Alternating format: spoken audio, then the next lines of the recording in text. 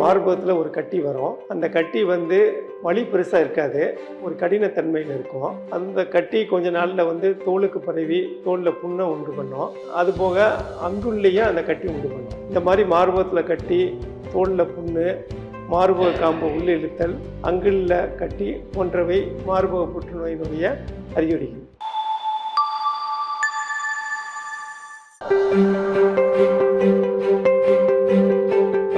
மார்பக புற்றுநோய் வர்றதுக்கும் மார்பகத்தினுடைய சைஸ் அளவுக்கும் சம்மந்தம் கிடையாது. யாருக்கு வேணாலும் வரலாம். மார்பக புற்றுநோய் ஒரு தடவை நம்ம சிகிச்சை எடுத்த பிறகு அவங்களுக்கு திரும்ப வர்றதுக்கும் சான்சஸ் இருக்குது. அதுக்காக அவங்க குறிப்பிட்ட கால அளவில் டாக்டர்கிட்ட சென்று அவங்க என்ன டெஸ்ட்டு சொல்கிறாங்களோ அதை செய்து நமக்கு திரும்ப வரலை என்பதை உறுதி செய்ய வேண்டும்.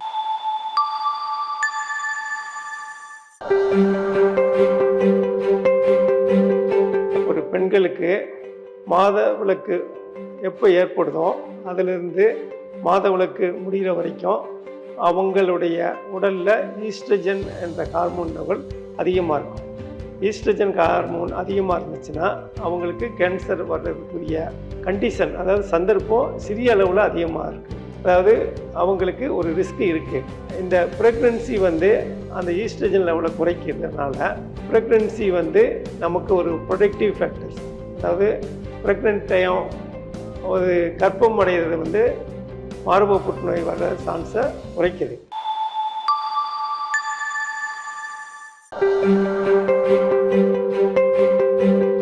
எல்லா புற்றுநோயுமே ஜெனட்டிக் ரிலேட்டட்னா நம்ம உடல் அமைப்பு எல்லாத்துக்கும் ஒரே மாதிரி இருக்காது.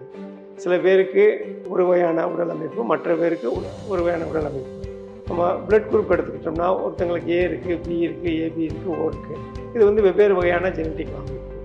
அதே மாதிரி நம்ம உடல் பல வகையான ஜெனட்டிக் அமைப்புனால பிரிக்கப்பட்டிருக்கோம். சில வகையான ஜெனட்டிக் அமைப்பில் சில கேன்சர்கள் வரலாம். ஜெனட்டிக் அமைப்பினால் வர்ற கேன்சர் மார்பக புற்றுநோயை பொறுத்த மட்டும் 5-10% இருக்கும்.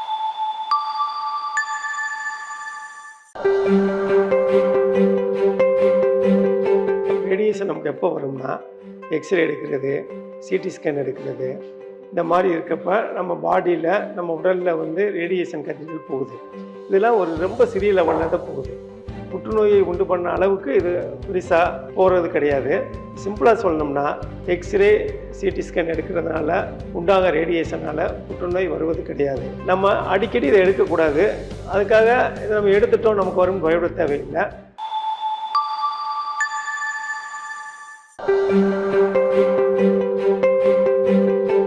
உணவு பழக்க வழக்கங்களுக்கும் மார்பக புற்றுநோய்க்கும் பெரிய அளவில் தொடர்பு கிடையாது. உடல் பருமனாக இருந்தால் மார்பக புற்றுநோய் வர்றதுக்கு சந்தர்ப்பம் அதிகமாக இருக்கிறதுனால எந்த உணவு வகைகள் நம்ம உடல் பருமனை கூட்டுதோ அந்த உணவு வகைகளை நம்ம தவிர்க்கணும்.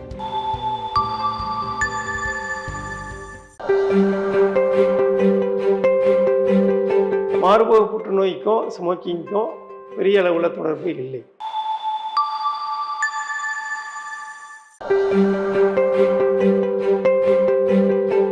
ஒபிசிட்டி, உடல் பருமன் நமக்கு பலவிதமான நோய்களை உண்டு பண்ணும். மெயினாக இதய நோயை உண்டு பண்ணுது, மார்பக புற்றுநோயும் உண்டு பண்ணுது.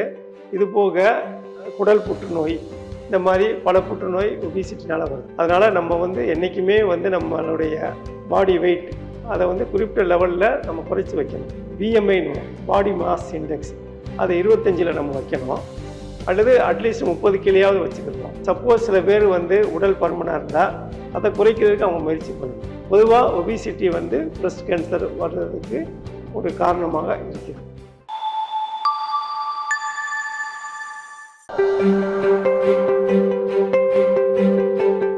மார்பகத்தில் சாதாரண கட்டியாக வரலாம். அது பினைன் பிரஸ்ட் டிசீஸ்ன்னு சொல்லுவோம். புற்றுநோயும் வரலாம். மார்பக கட்டிகளில் 90% சாதாரண கட்டிகள், 10% புற்றுநோய் கட்டிகள்.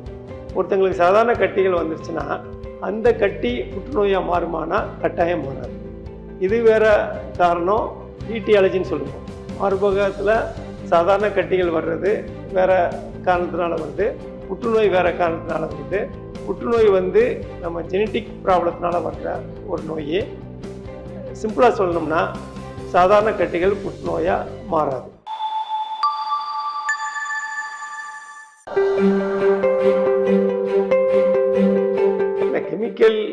எக்ஸ்போசர் நம்ம ரொம்ப நாளைக்கு அந்த கெமிக்கல் எக்ஸ்போசர் ஆகிறப்ப சில டைப்பான கேன்சர்கள் வரலாம். பட் மார்பக புற்றுநோய் வந்து இந்த கெமிக்கல்னால் வருதுன்றதுக்கு பெரிய எவிடன்ஸு சான்றுகள் எதுவும் இல்லை.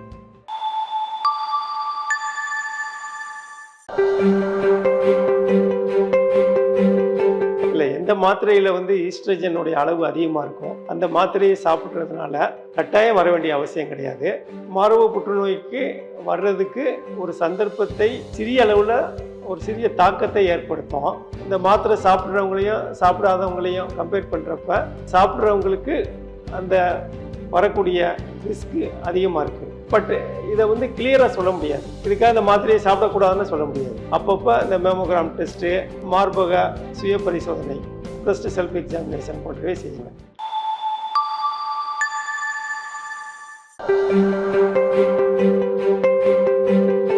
குடும்பத்தில் இருக்கவங்களுக்கு கேன்சர் இருந்தால் அவங்களுடைய சந்ததிகளுக்கு வர்றதுக்கு 5% மட்டுமே சான்ஸ் உள்ளது.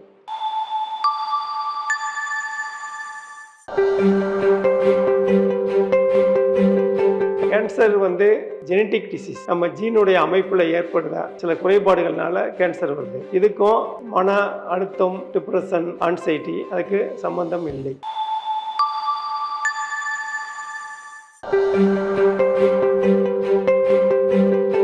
வயசு அதிகமாக புற்றுநோய் வர்றதுக்கான சந்தர்ப்பங்கள் கூடுதலாக இருக்குது. 40 வயசில் வர்ற மார்பக புற்றுநோயோட எண்ணிக்கையை 70 வயசில் கம்பேர் பண்ணுறப்ப அது கூட வரும். ஏஜ் வந்து இன்க்ரீசிங் ஏஜ் வந்து one of the risk factor.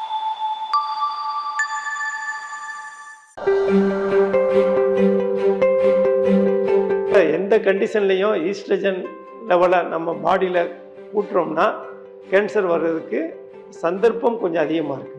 Hormone replacement therapy அப்படின்றது ஈஸ்ட்ரஜன் ஹார்மோனை நம்ம எடுத்துக்கிறோம். எடுக்கிறவங்களுக்கு ரிஸ்க்கு வந்து சிறிய அளவில் அதிகமாக இருக்குது.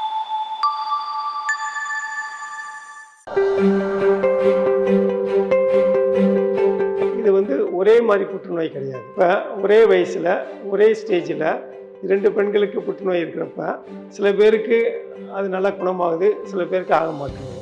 இதற்கு காரணம் என்னன்னா, நம்ம டியூமர் பயாலஜின்னு சொல்லுவோம். ரிசெப்டார் இருக்கும், hormone receptor, oestrogen receptor, progesterone receptor, இந்த மாதிரி ரிசெப்டார் இருக்குது. அந்த ரிசெப்டார் இருக்கிறப்ப சில பேருக்கு இருக்கும், சில பேருக்கு இருக்காது. அதனுடைய முக்கியத்துவம் என்னன்னா, இந்த ரிசெப்டாருக்குன்னு சில ட்ரீட்மெண்ட் இருக்குது. ஸோ ரிசெப்டார் இருக்கா இல்லையான்றது டாக்டர்கள் பார்ப்பாங்க. யாருக்கு இருக்கோ அதுக்கு அதற்குரிய ட்ரீட்மெண்ட்டை உங்கள் டாக்டர், உங்கள் மருத்துவர்கள் உங்களுக்கு செய்வாங்க.